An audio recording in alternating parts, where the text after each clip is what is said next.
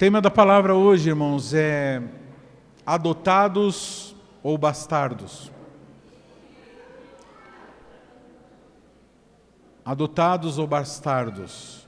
Deixa eu dizer para vocês, assim, mais ou menos o quadro que se forma. De um tempo para cá, eu tenho percebido, quando eu falo de um tempo para cá, de uns 5 anos para cá, eu tenho percebido que eu falando de mim mesmo, tenho sido vítima de muitas contaminações mentais. Apesar de eu ter aceitado Jesus, ter nascido de novo, alguns raciocínios do velho homem e do país que eu moro permanecem. Por exemplo, esses dias eu descobri que eu sou comunista ainda. Apesar de declarar que eu sou, como chama?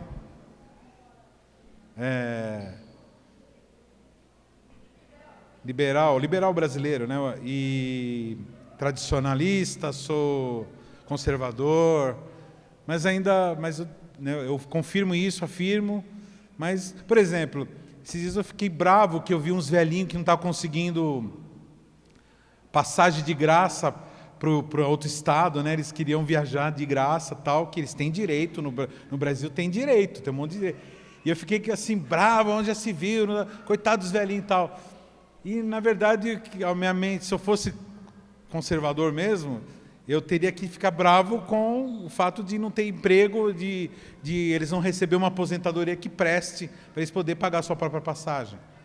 E são leis que são feitas com a mentalidade, assim, os caras fazem leis e não tem, só que não tem dinheiro para dar tudo que as leis fazem.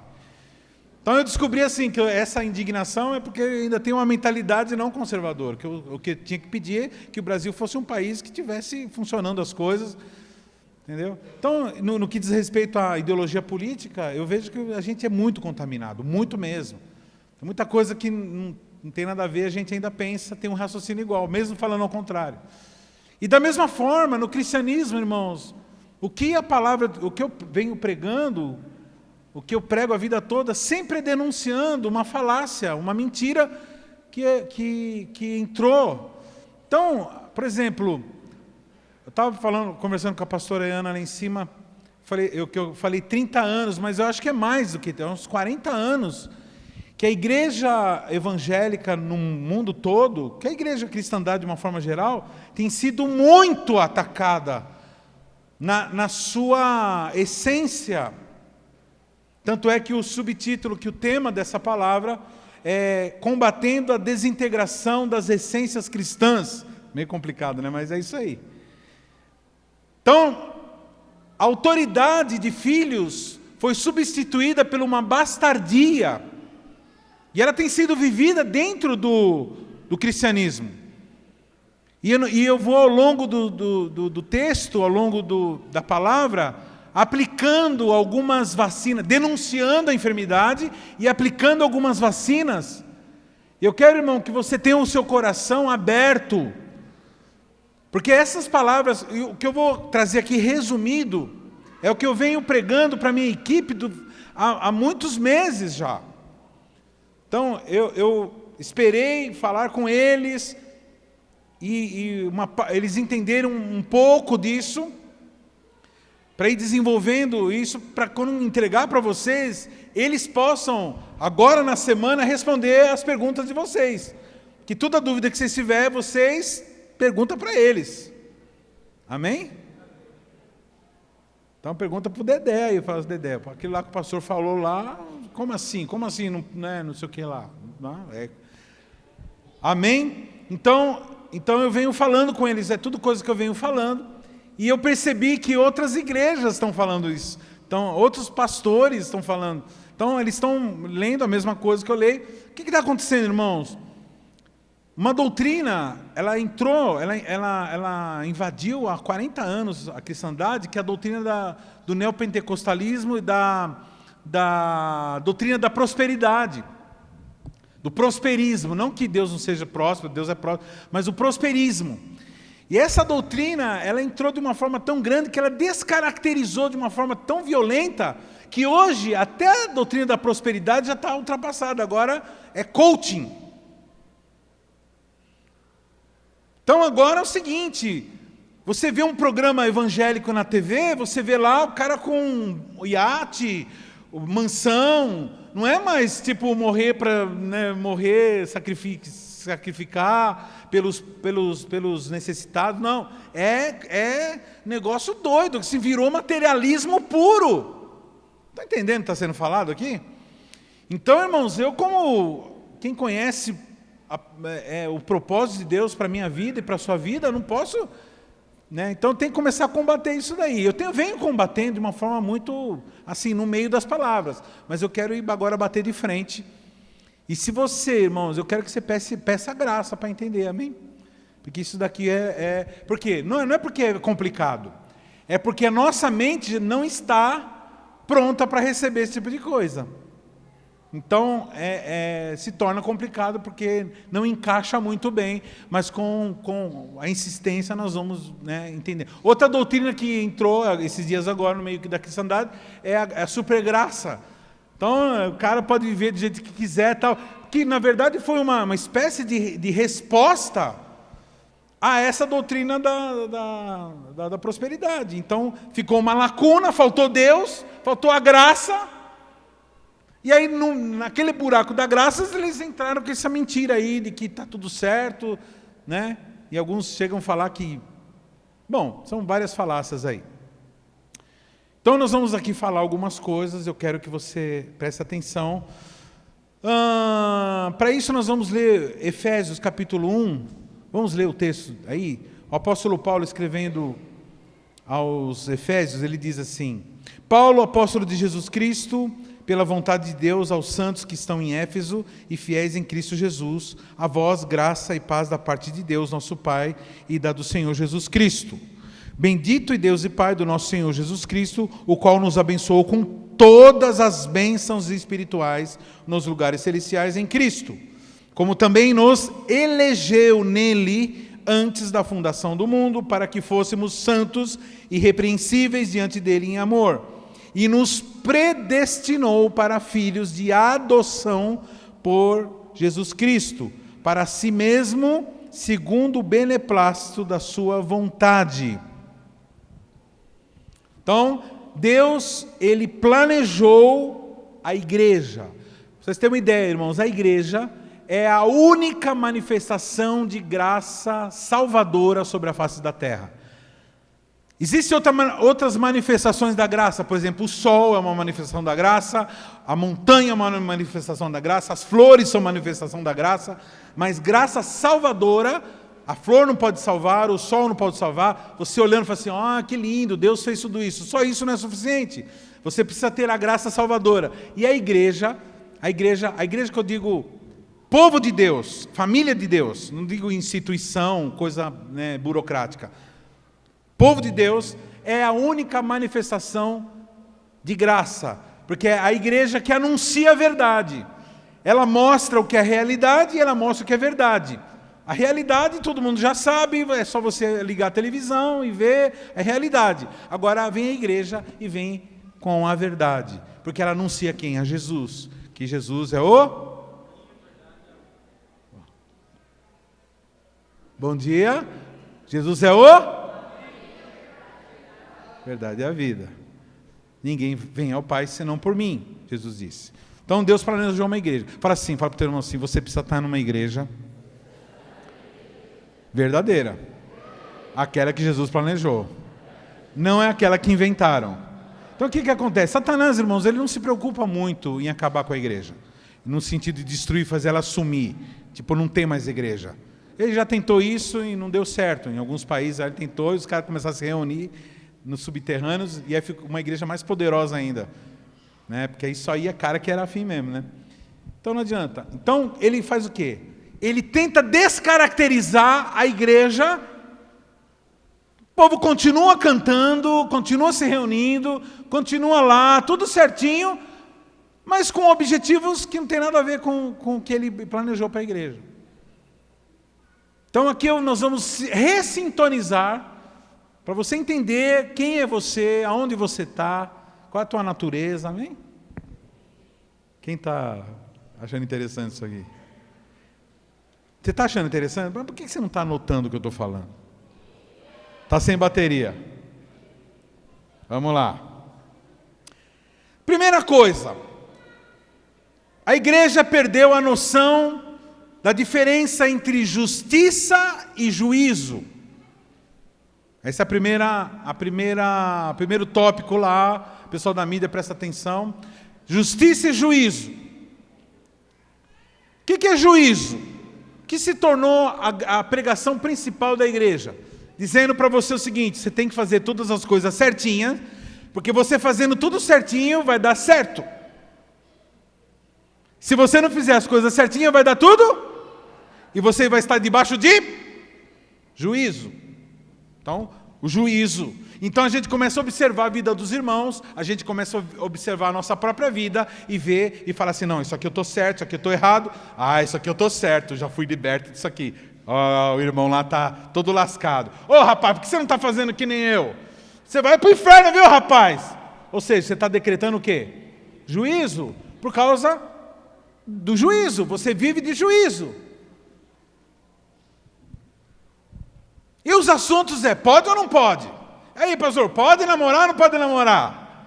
Pode beijar ou pode beijar? E aí a gente que é líder se torna uns caras que ficam falando pode e não pode, que ridículo, nada a ver. Eu não me presto esse tipo de papel. A pessoa vê, pode ou não pode, vai sei lá se pode, mas se vai orar, meu, se pode ou não pode. Pode, tatuagem, agora, não, põe tatuagem. Meu, tem a ver, meu, não sabe nem fumar direito, vem falar de tatuagem. Falei besteira agora, nada a ver, falei groselice. Sabe, meu? E aí o evangelho cai nessa coisa ralentada aí de juízo. Então o apóstolo Paulo, ele escreve aos Efésios que ele está tentando fazer uma mudança, porque a igreja de Éfeso era uma igreja, a primeira igreja que estava cumprindo uma ordem de Deus, que ele diz assim: o meu evangelho será pregado na Judéia, Samaria, Jerusalém, Judéia, Samaria e até os confins da terra. É como se fosse assim: Santo André, Jerusalém, Judéia, estado de São Paulo, Samaria, Brasil, e confins da terra, os outros países. Então, até chegando em Samaria, o evangelho estava sendo pregado por judeus. Então estava num contexto cultural judeu. Agora, quando ele ultrapassa agora Efésios, a primeira igreja que é formada, em que os líderes tinham que ter uma mentalidade aberta, para que eles pudessem entender o que aquele povo pensava e pudessem ensinar o cristianismo no contexto deles.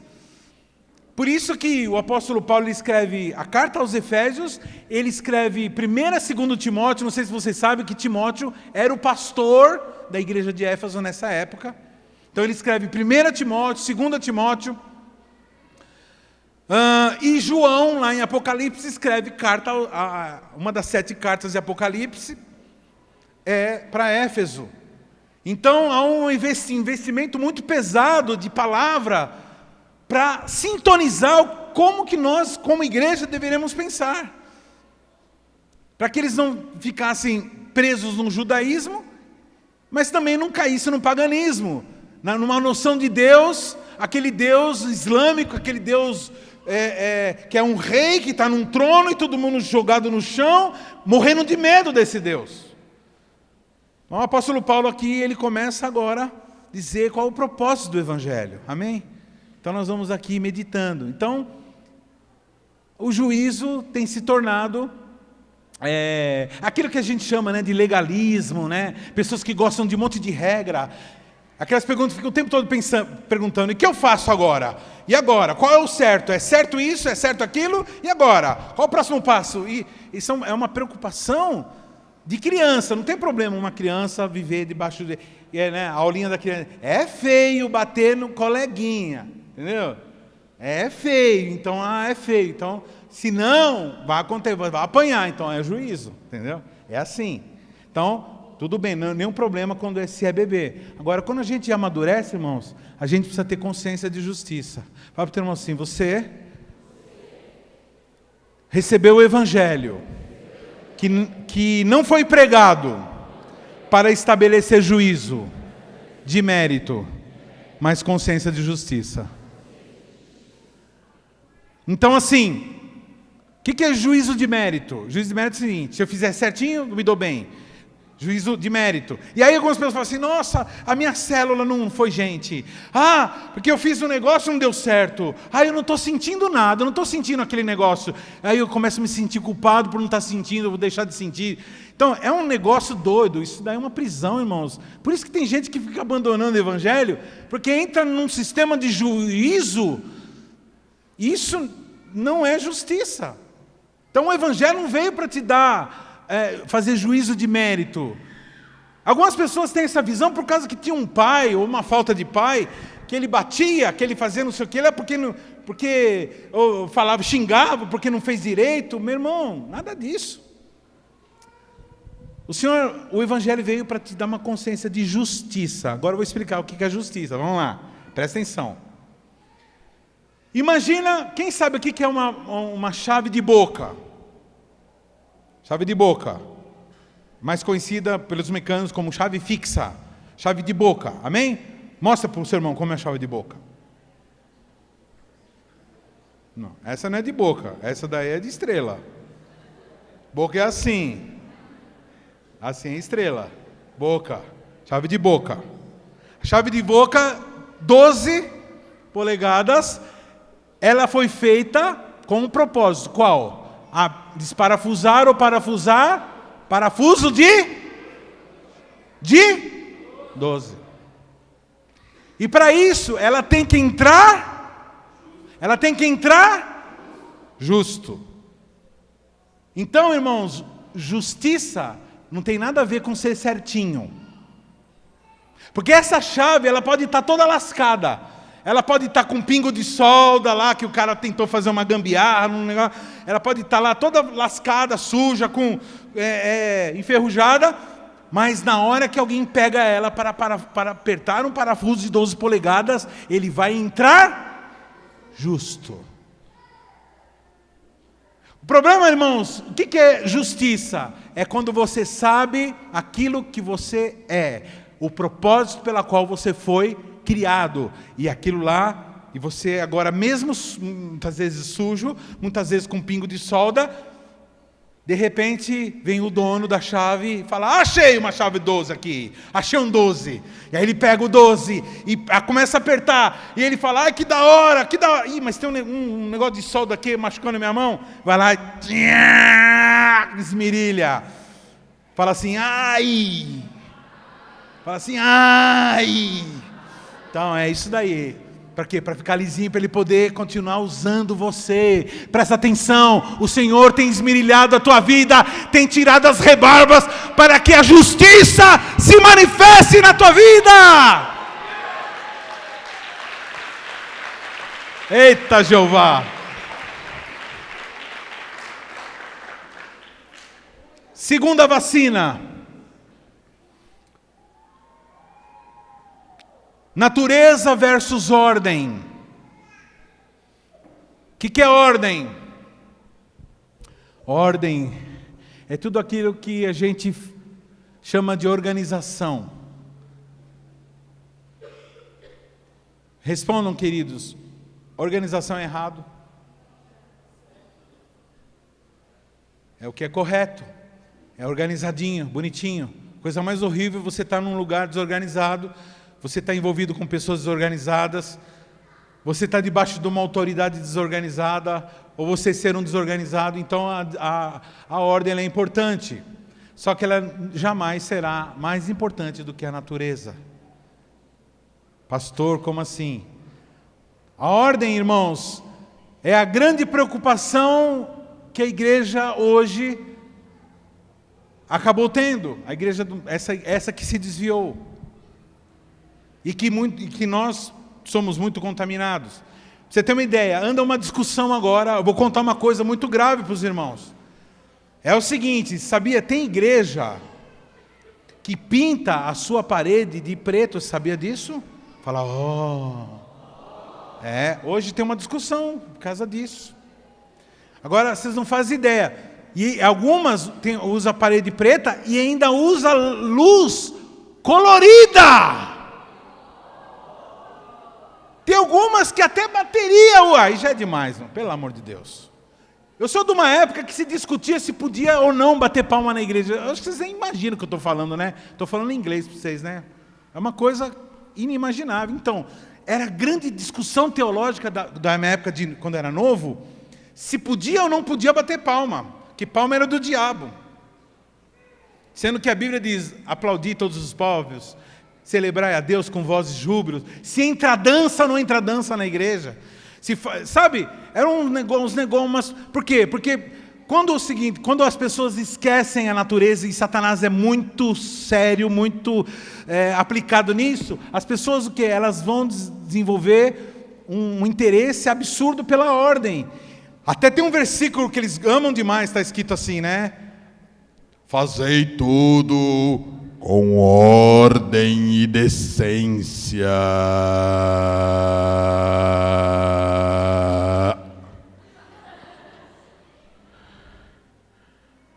Fazei tudo com ordem. Então assim, ordem e decência. Só que não é a ordem e decência de Deus. Não é o que ele acha ordenado e decente. É aquilo que a cultura deles acha. Tem alguns camaradas que acham legal o forró. É de Deus forró. É demais, é demais, é demais, é demais.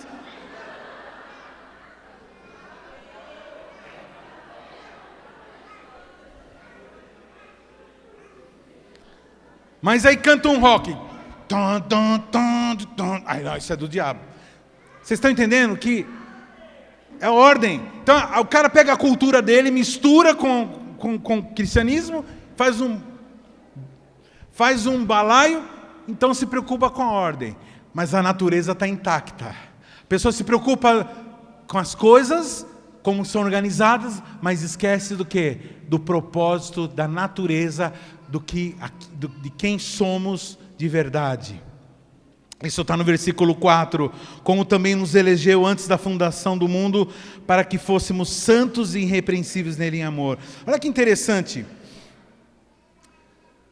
Põe no versículo 1, querido. Olha só como Paulo começa o capítulo. Paulo, apóstolo de Jesus Cristo, pela vontade de Deus, a quem? Santos. Ele não está dizendo assim, eu estou escrevendo para uns caras que se tornarão santos. Ele está dizendo que os caras já são santos. Então, já que você é santo, ou seja, a natureza, nós temos a nova natureza, a nossa nova natureza, a natureza de santo. Por isso que nós somos fiéis em Cristo Jesus. A nossa natureza, fala assim, a minha natureza determinará como eu ordenarei a minha vida. Qual o problema? Quando a pessoa se preocupa com a ordem e esquece da natureza. É que ela continua uma pessoa certinha, bonitinha, que faz tudo direitinho, na frente dos irmãos. Mas na sua vida particular é uma porcaria.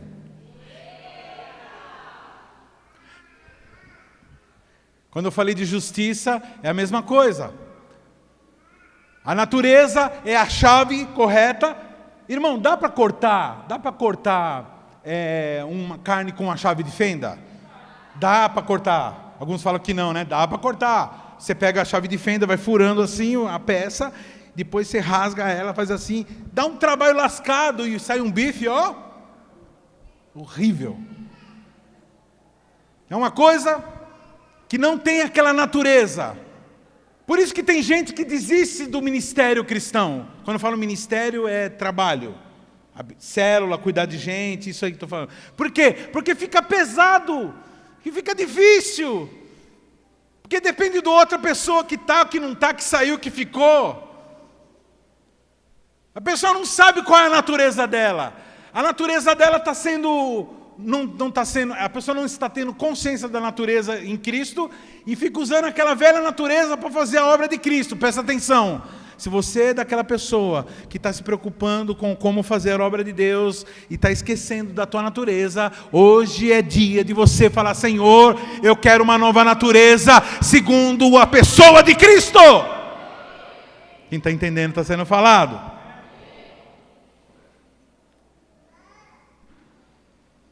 Natureza e ordem. Outra vacina. Então o que você tem que entender? Que nós temos que prestar atenção na nossa natureza. Como que é ordenada a nossa vida? Então, irmãos, se você tiver uma natureza, a natureza de Cristo, você vai fazer. O que Cristo fez? Qual foi a coisa mais poderosa que Cristo fez? O cego que ele curou? O morto que ele ressuscitou? Qual foi a obra mais poderosa que Jesus fez? Morreu por nós.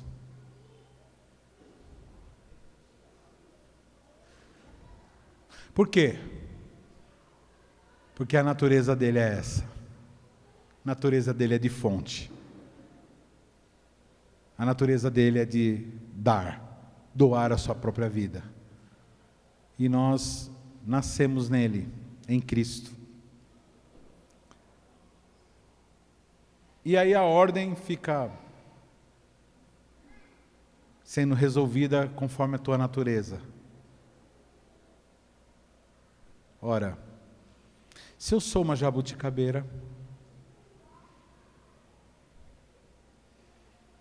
ninguém precisa ficar me arrastando para dar jabuticaba. Mas depois eu vou falar melhor sobre isso, em outro tópico. Na verdade, irmãos, eu estou falando tudo a mesma coisa, todos esses montes de vacina é a mesma vacina, é uma enfermidade só.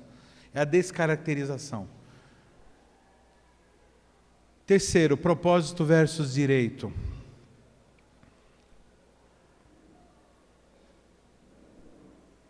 Propósito versus direito. Tem um texto que o apóstolo Paulo escreve aos Coríntios, tem que ser corintiano, né? Tem. Que ele fala o seguinte: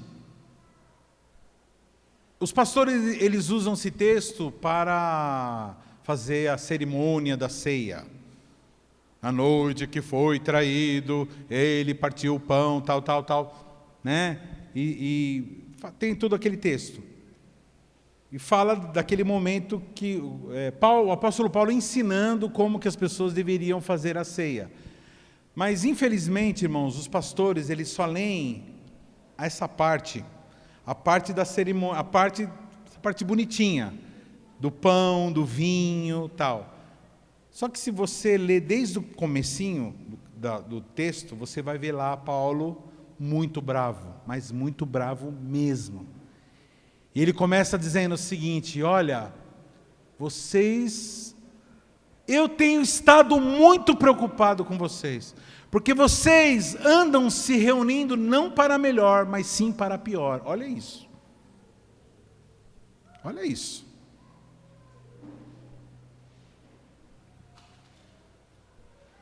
Ou seja, os camaradas estavam se reunindo, bonitinho, para tomar ceia, mas a ceia dos caras não era uma ceia que cumpria o seu propósito. Era uma ceia que, ao invés de melhorar, ou de cumprir o propósito de Deus, era uma ceia que estava lascando com a vida daqueles caras. Por quê? Aí ele explica por quê. Porque na hora que vocês se juntam, vem um, pega o vinho e enche a cara. Vem outro, pega todo o pão e deixa o outro sem. Por acaso, e ele chuta o balde, né? Fala: por acaso vocês não têm casa não para comer? Ele fala bem assim, irmã. Fala bem assim, irmã. Fala assim: por acaso vocês não têm casa para comer não? E qual era a indignação? A atitude deles era uma atitude egoísta. Porque eles estavam se juntando, mas ninguém estava preocupado com o outro. Cada um estava preocupado consigo mesmo, para satisfazer as suas próprias necessidades. Um de ficar louco, chapado. É isso que acontece. Eu quero ficar loucão mesmo. E para isso eu vou enganar todo mundo, para isso eu vou mentir. Para isso não, eu vou ficar aqui comigo. E o outro era para comer, para engordar. para não precisar mais, né? Então, e deixa o outro. Esses dias eu ouvi um caso aí, teve uma célula que 2 meninas saíram no tapa por causa de um pedaço de bolo.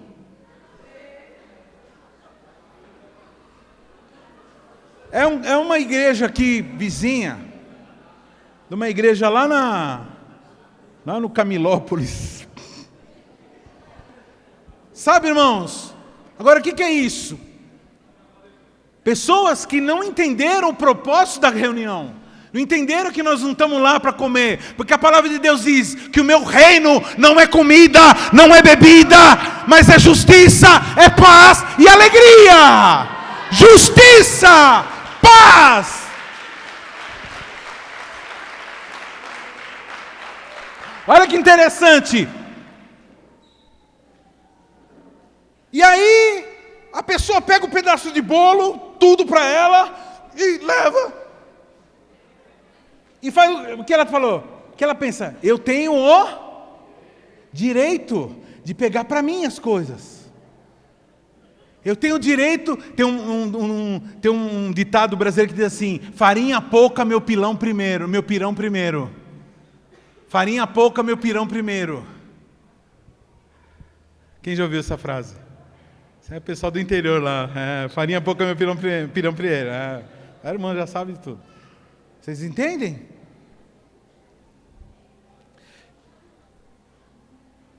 E aí isso estava causando, esse tipo de raciocínio estava causando briga entre os irmãos.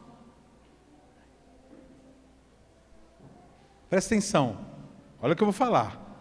Toda a briga que você teve com a sua esposa, toda a briga que você teve com o seu marido, toda a briga e chateação que você teve com o seu patrão, com o seu funcionário, com o seu filho, com o seu irmão, com o seu líder de igreja, toda briga, toda chateação, todo mal, você não ficou legal com a pessoa, sempre foi porque você estava com sentimento de cobrança dos seus direitos.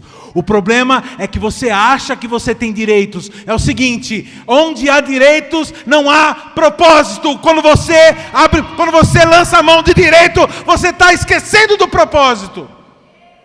Aliás, o primeiro ser no universo que cobrou os direitos que a gente conhece na Bíblia foi Satanás. Fala assim: toda vez que na obra de Deus você está cobrando os seus direitos, você está seguindo outro Senhor que não é Jesus. Satanás, ele chega, não sei se você sabe, Satanás era um querubim. Eu não sei direito o que é isso, mas é o que a Bíblia fala. Que ele era um ser que no corpo dele havia instrumentos musicais. A Bíblia diz que nele foram criados os instrumentos de percussão, de cordas, vários. E o cara era uma orquestra, era um ser louco, muito louco.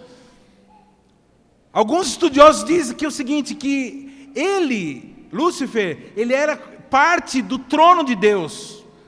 Ele era um dos utensílios que ficava no trono de Deus. Ou seja, se a gente brinca, né, tem a quarta pessoa da Trindade, então Satanás era a quarta pessoa da Trindade.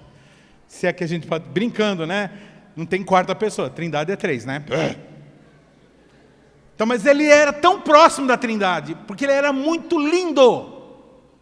Anjo de luz, a palavra Lúcifer quer dizer isso. E um certo dia que não tem dia no céu, né? Um certo momento, ele falou assim: sabe de uma coisa? Eu sou muito lindo. Sabe de uma coisa? Eu acho que eu tenho de ser adorado, igual a Deus. A Bíblia não diz que ele quis ser mais do que Deus. A Bíblia diz que ele quis ser igual a Deus. É esse sentimento que você tem quando você olha para alguém que está recebendo um cargo, alguma coisa, e você fala assim, aquela inveja. Então, é sentimento satânico. É quando você olha para o seu líder e fala assim: quem é ele? Uns caras chegaram uma vez para Moisés e falaram assim: mas pera uma coisa, quem colocou ele como príncipe sobre nós? Por acaso ele ora, a gente ora também. Nesse momento o chão se abriu, a terra se abriu, a terra. Fala para o teu irmão assim: gente que anda pelo direito, a terra atrai. e a terra engole.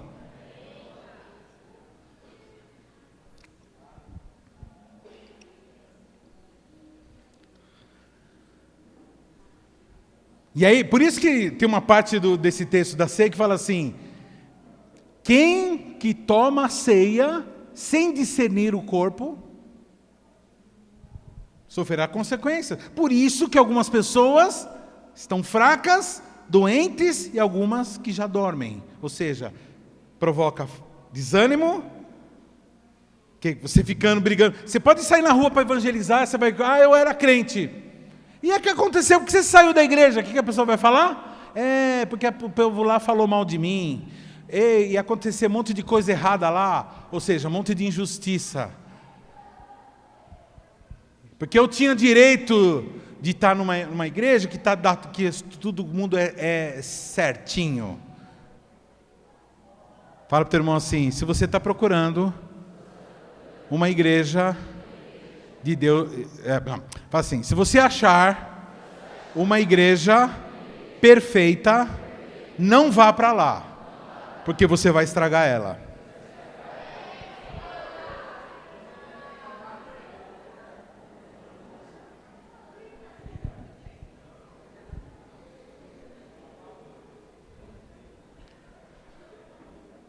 Para de brigar com seu irmão, para de brigar com sua esposa. Como que eu faço isso, pastor do céu? Como que eu faço isso? Então, para de cobrar seus direitos.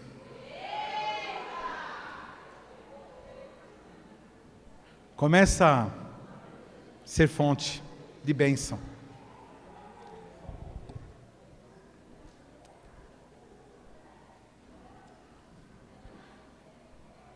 E quando a gente descobre o nosso propósito, acabou. Irmão, alguém consegue me explicar como que o apóstolo Paulo conseguia ficar naquela prisão sem reclamar e cantando? Ele não tinha todo o de estar solto. Uma vez ele chegou para Deus e falou assim: Senhor, peraí, como assim? Eu só me lasco nessa desgrama? Vem esse cara aí e fica me esbofeteando, um enviado do cão. E aí Jesus fala para ele assim: minha graça te basta. Tá salvo, meu. Tá doido? Né? Mas por quê? Você começa: mas eu sou servo de Deus, eu estou fazendo a obra de Deus, aí eu estou lá fazendo, aí o senhor leva o mar embora. Como assim? A gente precisa dele. Se o Mário pudesse ouvir, eu falei assim: não ouve ele não. Estou aqui, meu. Cala a boca, meu. Mas não pode, né? Não tem esse contato. Sabe? Não, onde já se viu? E a gente fica revoltado com as coisas e nada a ver, achando que tem o direito de reclamar.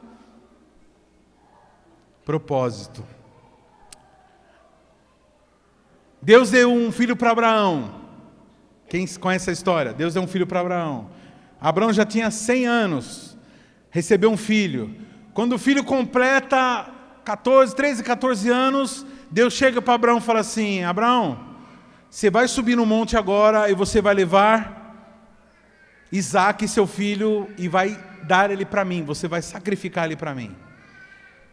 Tem essa cena nos filmes, no filme está lá Abraão lá, limando com raiva, revoltado, com dúvida. Não, irmãos. A Bíblia mostra Abraão dizendo: tá bom.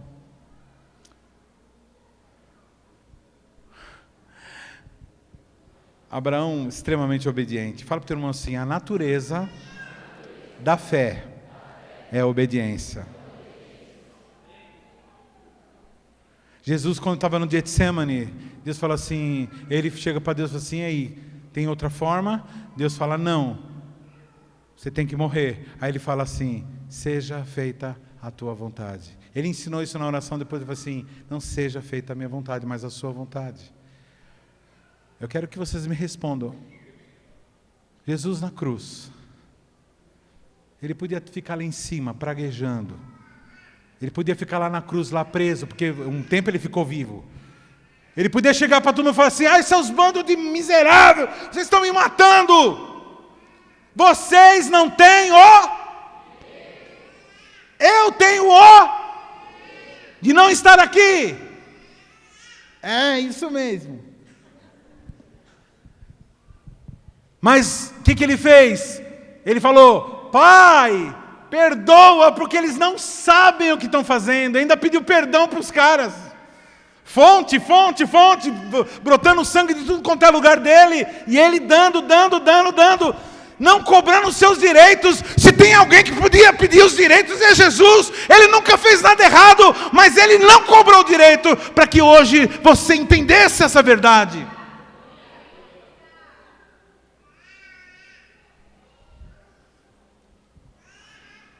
Abraão chega para Isaac e fala assim: Isaac, vamos lá, vamos subir lá, nós vamos sacrificar. Isaac já estava acostumado com os cultos que o pai fazia, com as ofertas. Ele via sempre o pai dando oferta grande. Ele via o pai dando ovelhas grandes, fazendo coisas grandes para Deus. Nos cultos, né, nos sacrifícios. Dessa vez ele fala: tá bom, pai. O que é para pegar? Não, pega o madeiro, pega as madeiras. Aí vai Isaac e coloca a madeira nas costas. Que cena é essa? Prefiguração do que aconteceria com Jesus. No meio do caminho ele fala: pai, a gente está aqui com madeiro, tem madeira, talvez ele estava levando umas brasinhas, está o cutelo, está o machado aqui, e não está faltando o cordeiro para o sacrifício. Aí Abraão fala assim: filho, Deus proverá. Deus proverá. Eles sobem. E aí, irmãos, já é viagem da minha parte, não está na Bíblia isso, mas é viagem.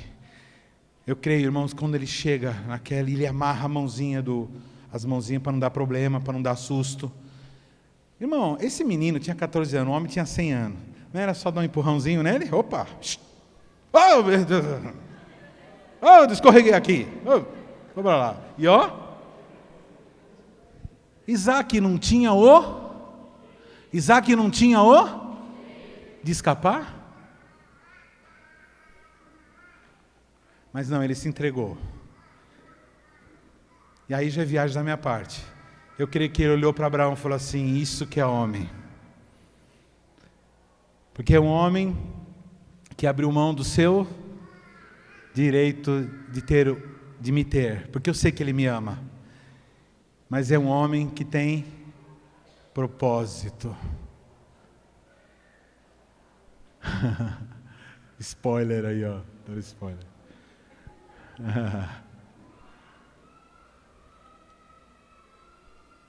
Porque na hora que ele vai descer no cutelo sobre o pescoço de Isaac, vem um anjo e fala assim: não faz isso. Pronto, já está pronto. Ou seja, um homem de propósito. Deixa eu falar uma coisa: o mundo não está precisando de gente que reivindica direitos. Já está cheio aí. O mundo está precisando de cristãos que tenham propósito. Pastor, mas como assim? Então quer dizer que eu vou ficar dando meus filhos, vou dar minha vida, eu vou ficar dando minhas coisas para os outros? E eu vou ficar sem? Então, irmãos, na hora que ele acaba esse episódio, aparece um cordeiro lá enroscado numa árvore. Está lá a providência. Deus proverá. Fala para o teu irmão assim: Deus tem um propósito para a minha vida. Quem tem propósito, não lhe falta providência. O problema, irmão, de novo, quem tem propósito, não falta providência. Quem tem propósito, não falta providência. O problema é quando você pega a providência e coloca no lugar do propósito. E é a hora que você perde o propósito, porque você colocando a providência acima. Irmãos, o direito ele acontece. Deus ele luta a favor da gente pelo direito, mas é Ele que luta, não é você. Quando se tem propósito. Tá? E por isso você vai ver homens de Deus fazendo a obra, sem se cansar, sem se fatigar, sempre alertas, porque tem propósito. Amém? Quem está entendendo o que está sendo falado aqui? Meu Deus. Quarto lugar, O conflito entre quem e onde, pelo o que e como. O que é o que e o como? O que é o que e o como? Se não inventar um negócio mais... Quem e onde? O que e o como? Mesma coisa. Preocupado, o que eu vou fazer? Como que eu vou fazer? O que eu vou fazer? E agora? O que eu vou fazer? Pastor, como que é? Líder, como que é? O que eu vou fazer? O que eu faço? É certo fazer isso ou é certo fazer aquilo? É errado fazer isso ou aquilo? Como? O quê? Então, irmãos, você não tem que se preocupar com o que e como. Você tem que se preocupar com quem você é e onde você está. Olha só, voltando lá no versículo 3, diz assim: Bendito Deus e Pai do nosso Senhor Jesus Cristo, o qual nos abençoou com todas as bênçãos espirituais nos lugares celestiais em Cristo Jesus, em Jesus Cristo, em Cristo. Olha isso, Deus já nos abençoou. Fala para o teu irmão assim: Deus não vai te abençoar, Ele já te abençoou. Fala assim para o seu irmão assim: Deus já te abençoou. Você entende isso, irmão? Que você já é uma bênção. Você já é abençoado. Agora você tem que ser revelado qual é o teu propósito. Quem e como... O que e como é em segundo plano. Porque o primeiro plano é quem você é. Então, quem eu sou? Vamos lá, responda para mim, quem é você? O que você é? Quem você é, meu irmão? Filho de Deus. E onde você está baseado nesse texto? Eu estou assentado juntamente com Cristo nos lugares celestiais. Então, eu sou filho de Deus e já estou. Eu não ficarei se eu cumprir as regras. Eu não chegarei lá no céu se eu fizer tudo certinho, porque o que acontece? Deus não é um fim. Deus é o começo, Ele é o meio e Ele é o fim. Tem gente que está esperando, fazendo tudo para chegar lá no céu. Não, irmãos, é aqui que já acontece, é aqui que você é fonte, é aqui mesmo, não é lá.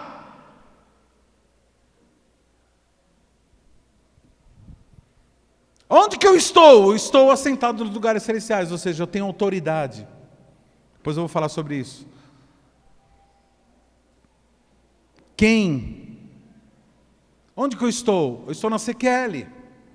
Isso aqui é uma igreja, é um lugar onde eu me expresso meu cristianismo. Então é aqui que Deus me colocou para eu expressar. Ah, mas está sendo muito difícil. Porque é o seguinte, tem algumas coisas aí que é embaçado. Então, irmãos, é aqui que Deus te colocou. Se é aqui que Deus te colocou, é onde você está. Se preocupa quem é você e aonde você está. Porque o que você vai fazer e como você vai fazer muda. Agora é parede preta. Pode ser semana que vem uma moda de parede azul. Eu sei lá. Na minha época a música era bem mais elaborada. Hoje é 3 acordes e você é músico já. Aí tem uns velhos que ficam assim, essa música, a música de hoje em dia ela é muito pobrezinha, musiquinha pobre. E aí fica preso na forma. Breguice da bexiga. Eu estou nem aí, irmão, do que e como. Eu estou preocupado quem é você. Eu estou preocupado quem sou eu. Eu estou preocupado onde eu estou. E como eu posso expressar aonde eu estou o meu propósito. Quem está entendendo está sendo falado. Fala para o teu irmão assim, o propósito de Deus não é um que bem feito. O propósito de Deus é um quem perfeito.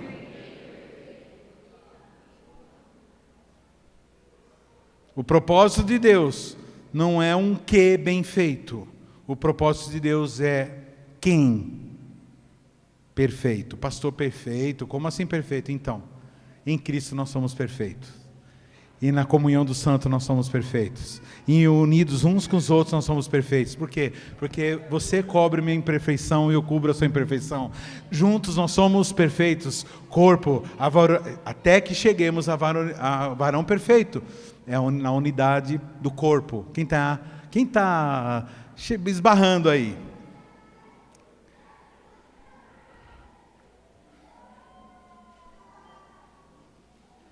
Espírito versus carne.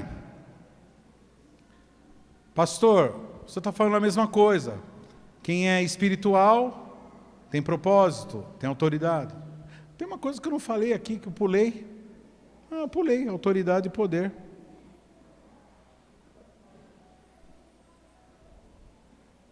Autoridade e poder. Espírito e carne. Depois eu falo autoridade e poder. Não pulei não, é o próximo. Espírito e carne. Fala para o teu irmão assim, ou você é espiritual, ou você é carnal. Não tem meio termo. Eu sou mais ou menos espiritual, mais ou menos não. Ou você é ou não é. A aeromoça chegou para um camarada e falou assim, o senhor quer jantar? Aí ele perguntou assim, quais as opções que eu tenho? No avião, né? Quais as opções que eu tenho? Ele disse assim, sim e não.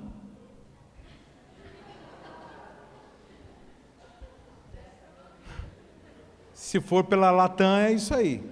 A Bianca tem pollo, carne, pasta, mas na Latam é lá no latão mesmo.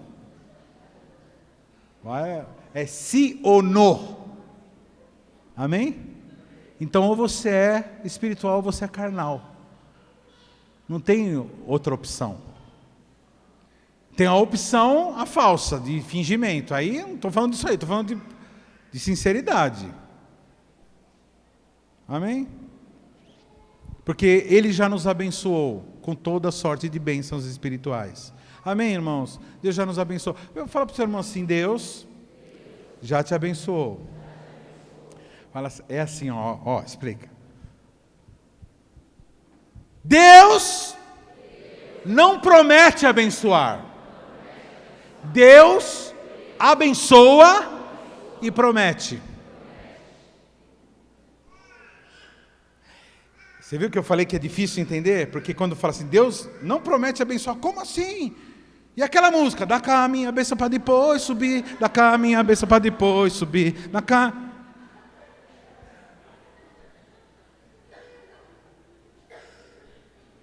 Então, é isso mesmo, Jacó segurou o anjo, não deixou ele ir, e ficou lá brigando com Deus e pedindo, dá cá a minha bênção, sendo que ele já era abençoado. Aí ele ficou brigando com o anjo de Deus a noite toda. Aí quando chegou de manhã, o anjo falou, tá bom, vou te abençoar. Deixou ele aleijado.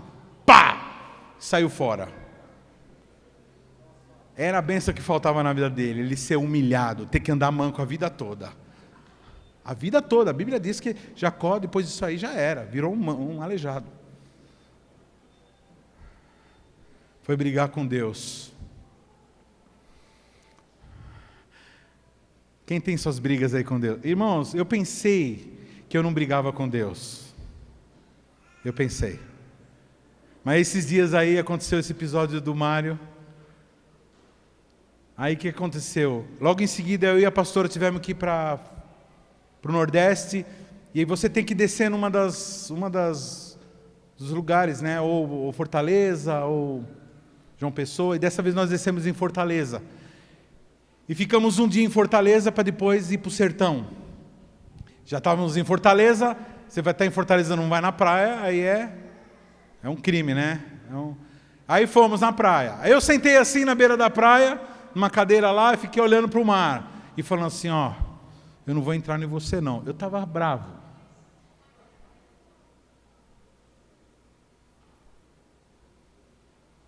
Na verdade mesmo, eu estava bravo com Deus.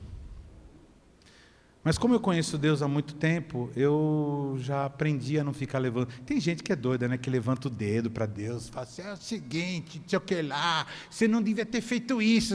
Eu já sofri um pouco para não dar dessa... Mas eu estava assim, mesma coisa, irmão, mesma porcaria.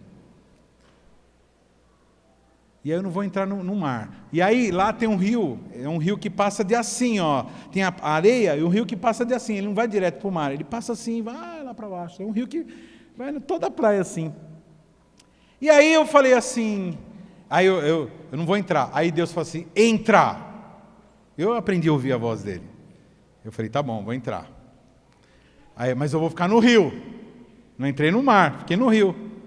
Eu estou no rio. Ele falou, no mar que é para entrar. Eu falei, não. Sabe o que aconteceu? Rapidinho, a maré encheu e foi para o rio. E aí veio o mar em mim. Aí eu falei, tá bom, vou ficar aqui um pouco. Aí ele falou assim, o Espírito falou assim, por que você não fala na minha cara?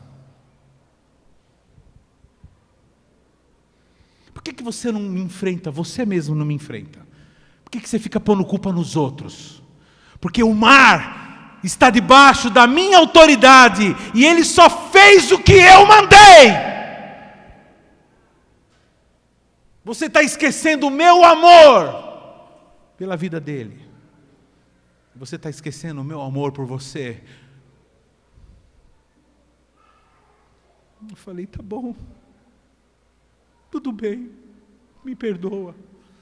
Que a gente não sabe como lidar com essa doutrina miserável. De ficar exigindo de Deus que Ele dê as coisas para a gente, como se Ele fosse um empregadinho, um office boy.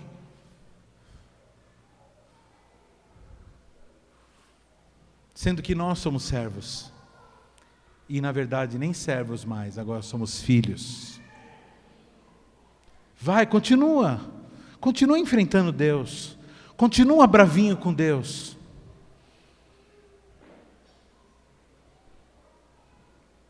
Que a natureza da fé é a obediência e o amor.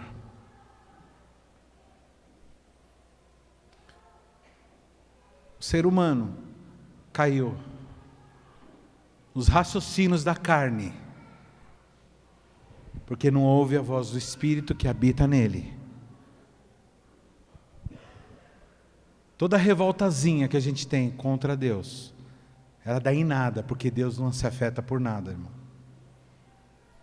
Deus não é sua mãe, nem seu pai terreno que você pode fazer chantagem. Também eu nunca mais vou falar que te amo. Deus fala, Ele não precisa, irmão. Nós precisamos do papai. E aí nós vamos para a próxima, que é autoridade e poder. Eu já estou estourado aqui no tempo. Autoridade e poder. Mas só falta mais duas só. A Bíblia diz que Deus nos abençoou com todas as bênçãos espirituais do versículo 3.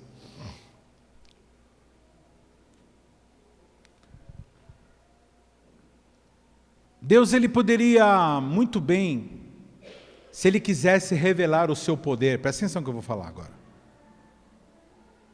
Se Ele quisesse expressar e revelar o seu poder, Ele poderia ter mandado para a terra um destacamento de querubins, de serafins, com as suas espadas flamejantes. Imagina, que nem filme, né? Imagina, com as naves espaciais, com os negócios mandando bomba nos inimigos. Blá, blá, blá, blá.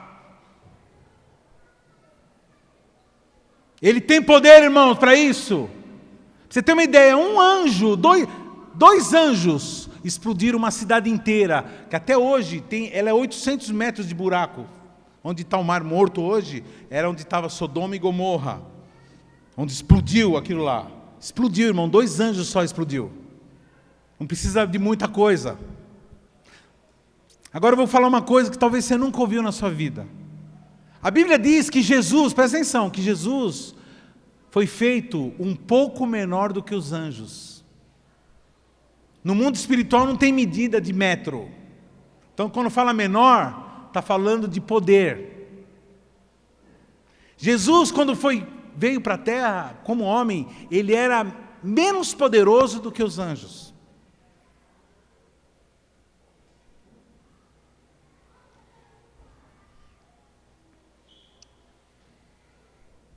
Só que Jesus era diferente. Jesus era menos poderoso do que os anjos. Só que Jesus é toda a autoridade. Porque aqui ele recebeu toda a autoridade. Esse poder que fala em Efésios é poder de autoridade.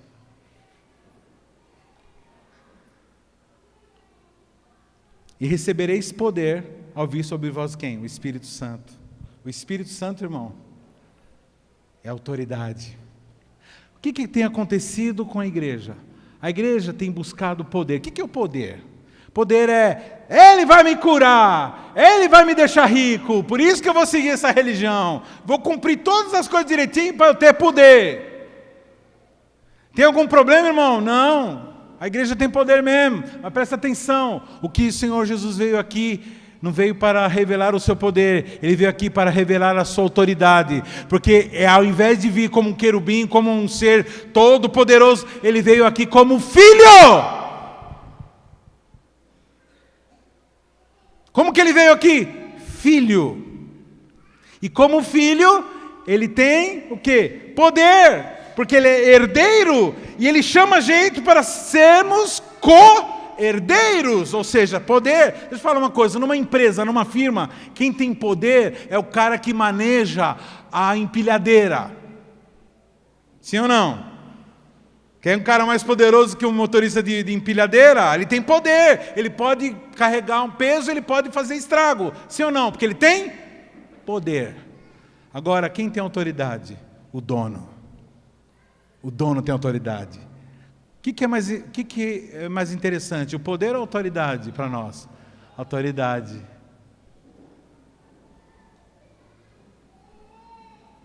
Então as pessoas ficam... O que a igreja aconteceu? A igreja abriu mão da autoridade. Presta atenção no que está sendo falado. A igreja abriu mão da autoridade, ela abriu a mão da autoridade de organizar, de entender, de participar e entrou de cabeça no poder. É um povo que se preocupa com então chega na igreja buscando o Senhor, me dá a bênção. Dá cá, a minha bênção, dá cá a minha bênção. Então, quer poder. Mas esquece que nós somos criados para ter autoridade que está acima do poder. Quem está entendendo o que está sendo falado aqui, irmãos? Vocês estão entendendo o que Deus está falando? Quando que a gente perde a autoridade? Quando a gente não tem revelação da autoridade. Então, quando você esquece que você é filho de Deus, esquece que você é fonte, aí você fica aquela pessoa que fica procurando poder.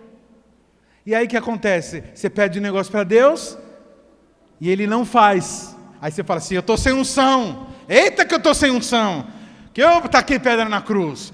Que eu fiz errado. Então, irmãos, a questão é a seguinte, você está procurando o quê? Poder. Mas Deus já te deu autoridade. E com essa autoridade vai acontecer o que precisar ser acontecido.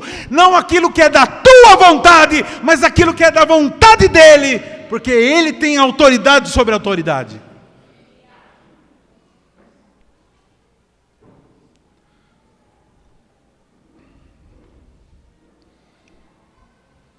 Não foi assim com o filho pródigo? Filho pródigo que chegou para o pai, herdeiro de todas as coisas, chegou para o pai e falou assim, pai, eu quero a minha parte. Eu quero a minha parte. Pediu as contas. Fala para o teu irmão assim, quem pede as contas não é patrão. Quem pede conta é peão.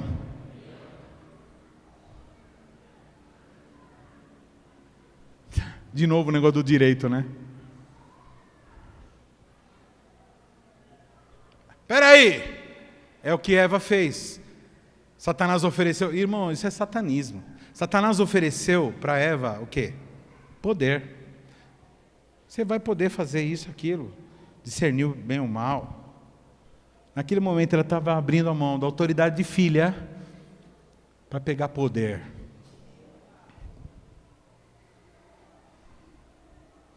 Deus já te deu autoridade. Deixa eu falar uma coisa que eu não falei no outro culto, ainda bem que está gravando. Você sabe que a autoridade é alimentada, né? Deixa eu explicar aqui uma coisa para vocês, aqui um segredinho. A autoridade é uma coisa que é alimentada. Ou você se alimenta da autoridade, ou você não se alimenta da autoridade. Como que você se alimenta da autoridade? Vamos ver se vocês são espertos. Vamos lá. Vocês têm revelação. Como que uma pessoa ela consegue se alimentar de autoridade? Mandando nos outros? Obedecendo. Toda vez que você obedece a tua mãe, toda vez que você obedece o teu pai, toda vez que você obedece o guarda que manda separar, toda vez que você obedece o teu líder espiritual, toda vez que você obedece, você está alimentando a sua autoridade. Satanás, ele lá no céu, o que ele fez? Ele, para ter poder, ele se rebelou. E assim perdeu a sua autoridade. E ele teve que ser lançado fora. Você quer ver uma coisa? Crente que fica andando atrás de poder. Cara que... Porque, irmãos, deixa eu falar uma coisa. A autoridade, ela promove o poder. Amém? Quem tem autoridade, o dono da empresa manda o empilhador, coloca essa caixa aqui. Tem poder para mover as coisas. Mas poder sem autoridade é satanismo. Poder sem autoridade é satanismo. Tem algumas pessoas que são sozinhas. Eu tenho visto, irmãos, pessoas maravilhosas que podiam ser uma bênção, mas não tomam conta de gente, não exercem autoridade, vira o mundo todo falando, sem autoridade. Tem poder, quer poder, mas não tem autoridade, porque a autoridade só é exercida no relacionamento. Quem está entendendo está sendo falado. Autoridade e poder. O filho pródigo pediu a parte dele e ficou lá fora, a ponto de chegar até um momento que ele falou assim: eu vou voltar para a casa do meu pai, porque lá os empregados, olha só, a mente dele, os empregados vivem melhor do que eu estou vivendo aqui. Perdeu a autoridade. E quando se perde a autoridade, se perde tudo.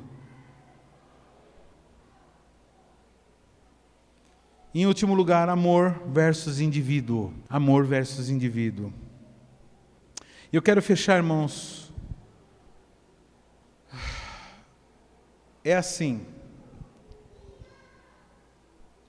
O que eu vou falar agora vai mudar até a sua forma de adorar. Então, por isso que eu quero que você segure aí na cadeira. Acorda. Acorda, irmã.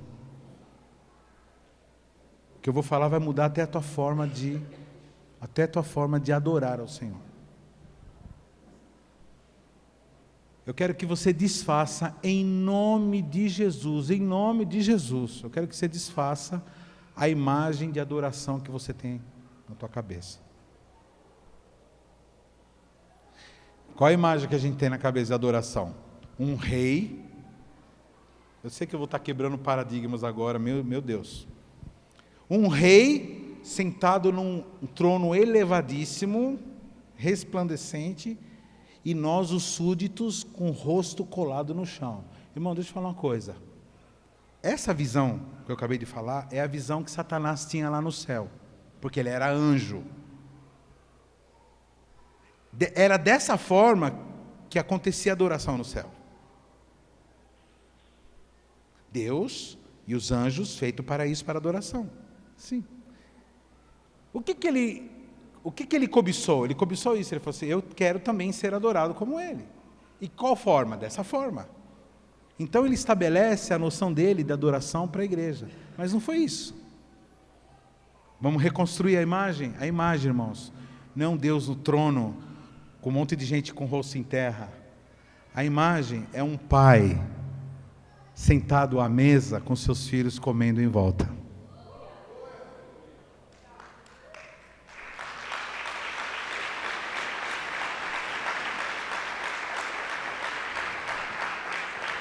Não é de um Deus islâmico que fica tirando raio no seu bumbum toda vez que você faz coisa errada. Não é um Deus que está para estabelecer juízo. É um Deus de justiça, um Deus de paz, um Deus de alegria.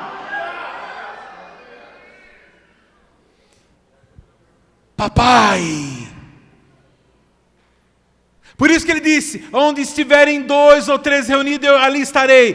Presta atenção, Deus é onipresente, Ele está em todo lugar. Mas como que Ele se limita a estar? Não é esse estar, é um estar diferente. Ele está onde tiveres 2 ou 3 reunidos, Ele está da forma que Ele quer se manifestar, como um pai de filhos. Porque é só no relacionamento que dá para manifestar o amor de Deus. No relacionamento nós manifestamos o amor de Deus com nossos irmãos. Então Deus, Ele aparece. Como que Ele aparece? Não aparece soltando raio e Ele fazendo o que você quer. Ele se manifesta na forma que você se reúne com suas meninas, com seus meninos.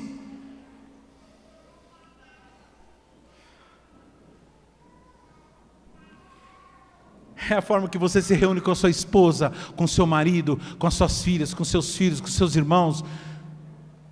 Ele se manifesta. E é assim que a igreja crescia na igreja primitiva.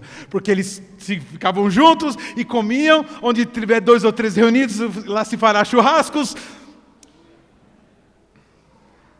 E aí, a Bíblia diz que o povo começava a vir, e vinha gente, e Deus ia acrescentando. Como? Por quê? Porque as pessoas são atraídas pela graça, pelo amor de Deus, não por juízo, não por julgamentos, não por julgamento de méritos.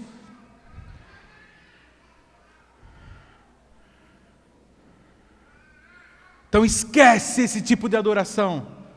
Quem aqui tem cachorro? Levanta a mão, quem tem cachorro aqui? Me responda, quem é... Como chama o seu cachorro, irmã?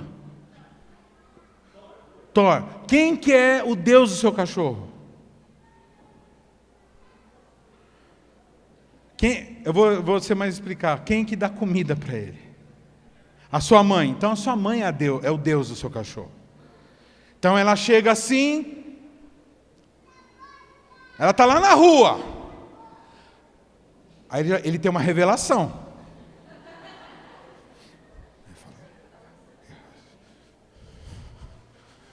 Já começa.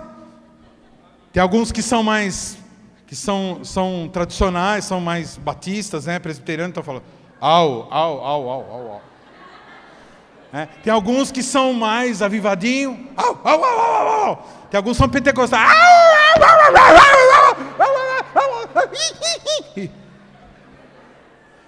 Aí o Deus vai entrando, aí ele vai lá,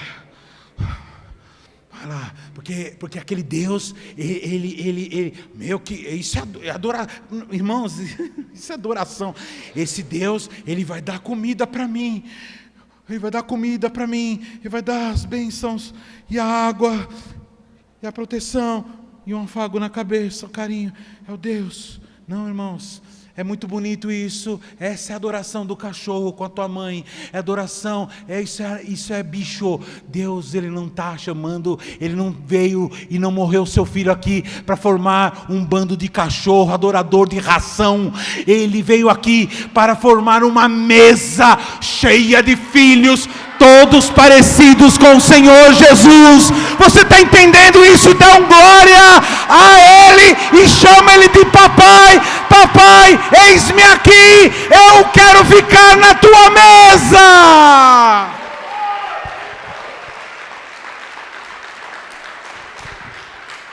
Pastor, eu quero te confessar uma coisa, o meu ministério não tem dado muito certo. Deixa eu falar uma coisa. Se você é filho de Deus, fala assim, eu sou filho de Deus, e a única chance de um filho de Deus dar errado é Deus dando errado. Quando é que Deus dá errado, irmão? Nunca. Nós damos certo não é porque a gente tem méritos, nós damos certo porque nós somos filhos de Deus. Ele que é o nosso mérito, Ele que é tudo, Ele é a nossa riqueza, Ele é o princípio, Ele é o meio, Ele é o fim. Deus nunca vai ser o fim. Ele é o meio, Ele é o começo, o meio e é o fim também, mas Ele é tudo em nós.